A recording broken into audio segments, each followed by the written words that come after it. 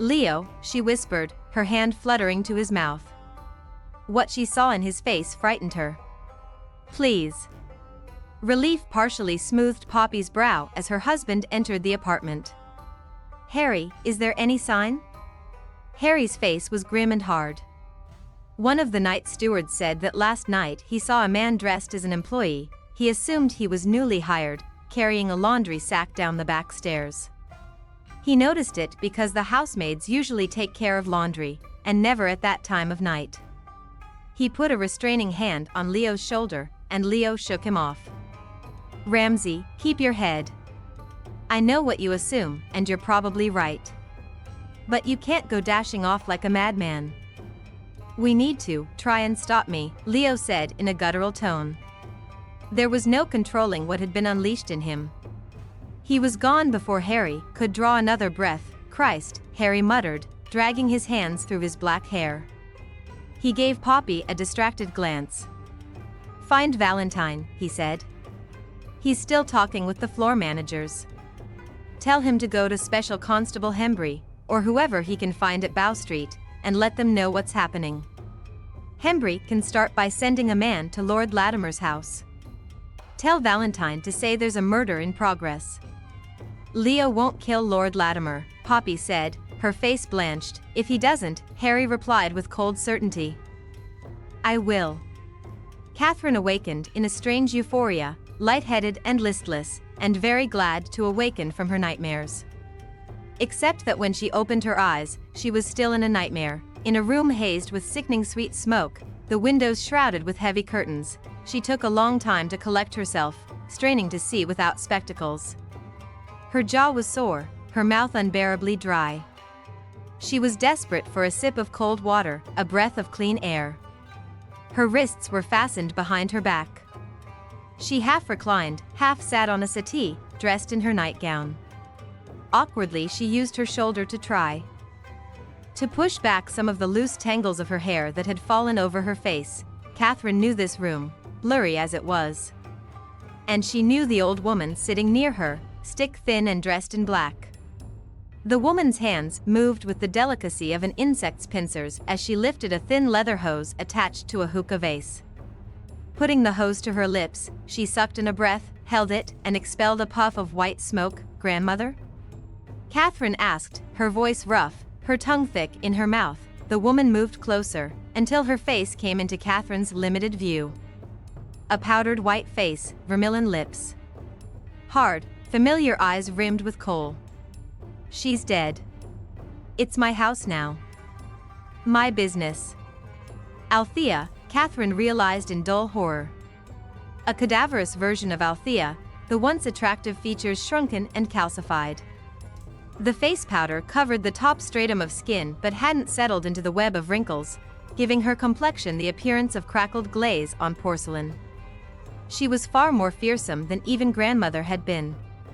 And she looked more than a little mad, her eyes bulging and blue-glazed like those of a baby bird. William told me he'd seen you, Althea said. And I said, we must fetch her for a long overdue visit, mustn't we? It took a bit of planning on his part, but he executed it nicely. She glanced into a shadowed corner. You're a good boy. William. He replied in an unintelligible murmur. Or at least it was unintelligible to Catherine, through the irregular pulse that thumped in her ears. It seemed the inner systems of her body had been rearranged, a new order of channels and nerves that she couldn't quite integrate. May I have some water? She asked hoarsely. William, give our guest some water. He complied clumsily, going to fill a glass, standing over Catherine. Holding the cup to her lips, he watched as she sipped carefully. The water was instantly absorbed into the parched tissue of her lips, inner cheeks, throat. It carried a dusty, brackish taint, or perhaps that was just the taste of her mouth. William retreated, and Catherine waited while her aunt puffed thoughtfully on the hookah. Mother never forgave you, Althea said, for running away as you did. Lord Latimer hounded us for years, demanding the return of his money. Or you. But you don't care about what trouble you caused. You never gave a thought to what you owed. Catherine fought to keep her head steady, when it kept lolling to the side. I didn't owe you my body. You thought you were too good for that. You wanted to avoid my downfall. You wanted a choice. Althea paused, as if waiting for confirmation. When none was forthcoming, she continued with soft vehemence. But why should you have one when I didn't? My own mother came to my bedroom one night. She said she brought a nice gentleman to help tuck me in. But first he was going to show me some new games. After that night, there was no innocent part of me left. I was 12. Another long inhalation through the hookah, another dizzying puff of smoke. There was no way for Catherine to avoid breathing in more. The room seemed to sway gently, as Catherine had imagined the deck of a ship would rock at sea. She floated on the waves, buoyant, listening to Althea's seething. And she felt a stirring of sympathy, but like the rest of her emotions, it remained deep under the surface, drowning. I thought of running away, Althea said. I asked my brother, your father, to help me. He lived with us then, coming and going as he pleased. Using the whores for free any time he wanted, and they didn't dare complain to Mother. I need just a little money, I told him. I'll go far away to the country. But he went to Mother and told her what I'd asked. I wasn't let out of the house for months afterward. From what little Catherine remembered of her father, a brusque and pitiless individual, this story was easy to believe. But she found herself asking distantly, why didn't he help you? My brother liked the situation as it was, he had the best of everything without lifting a finger. Mother gave him whatever he wanted. And the selfish pig didn't mind sacrificing me to keep himself comfortable. He was a man, you see. She paused. So I became a whore. And for years I prayed for rescue. But God doesn't hear the prayers of women. He cares only for those he made in his own image. Befuddled and squinting, Catherine labored to keep her thoughts in order. Aunt, she said carefully, why did you bring me here?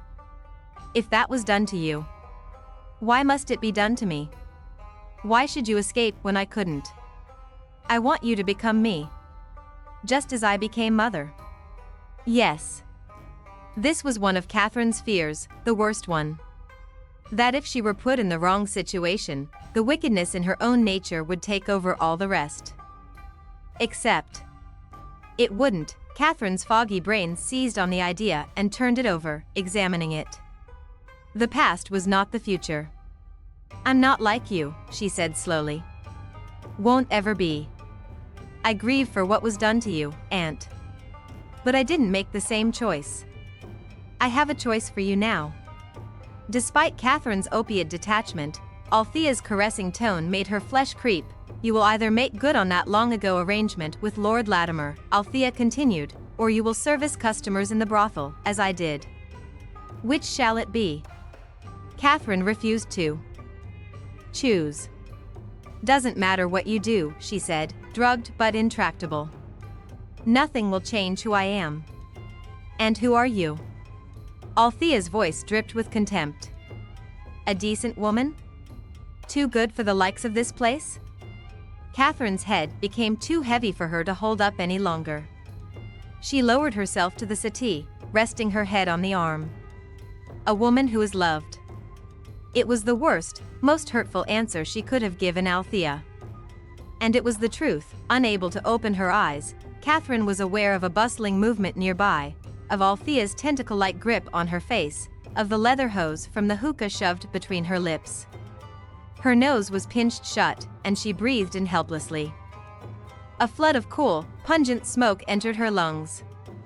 She coughed, and was forced to draw it in again, and then she wilted into a placid and near insensible heap. Take her upstairs, William, Althea said.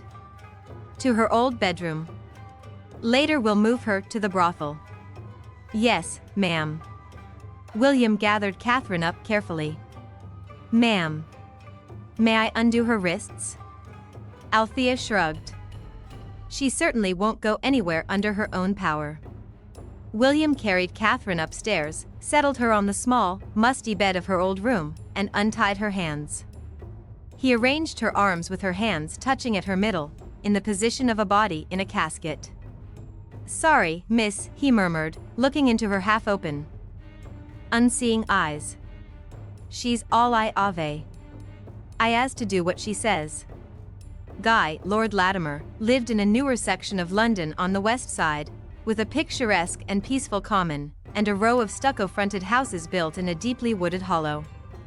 Leo had visited the house on more than one occasion, several years earlier.